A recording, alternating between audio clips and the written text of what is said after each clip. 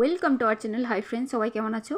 আজ আমি আবার এসে গেছি তোমাদের মাঝে একটা নতুন রেসিপি নিয়ে, বানানা চপের রেসিপি। প্রথমেই আমি দুটো কলাকে সেদ্ধ করে রেখেছি, আর দুটো পেঁয়াজ রেখেছি, কুচিয়ে নিয়েছি আমি সব, ধনেপাতা, দুটো লঙ্কা, সব দুটো দুটো করে নিয়েছি। এবার আমি পরিমাণ মতো লবণ দিয়ে দিচ্ছি এখানে, আর সামান্য পরিমাণে হলুদের গুঁড়ো, আর 2 চামচ মতো কাশ্মীরি মির্চ, ছোটো চামচের।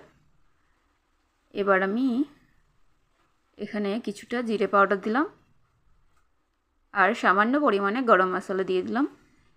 এখানে আমি 3 থেকে 4 চামচ মতো বেসনটা দিয়ে দিলাম। যে যেরকম বেসন নিতে চাও সেরকম নিতে পারো। এবার আমি সবগুলোকে মিক্স করব। এখানে আমি কোনো জল দেবো না, যেহেতু কলাতে এমনি জল বেরোবে, এমনি মাখা হয়ে যাবে এটা।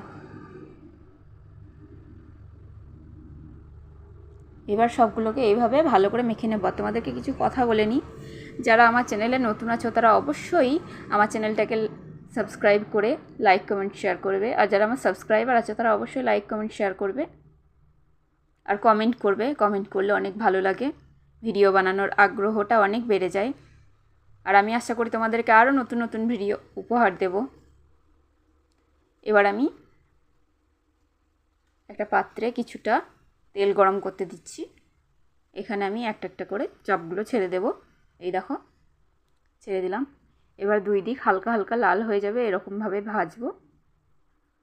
আরও সব ছেড়ে দিচ্ছি আমি, একসঙ্গে 3-4টে করে নেব।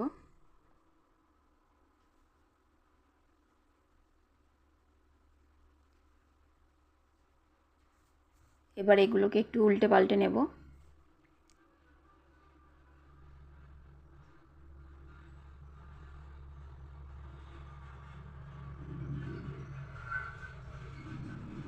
দেখো, এইভাবে উল্টে নেবে। এইভাবে করে খেয়ে দেখো, ভালো লাগলে অবশ্যই লাইক কমেন্ট শেয়ার করো। Thank you.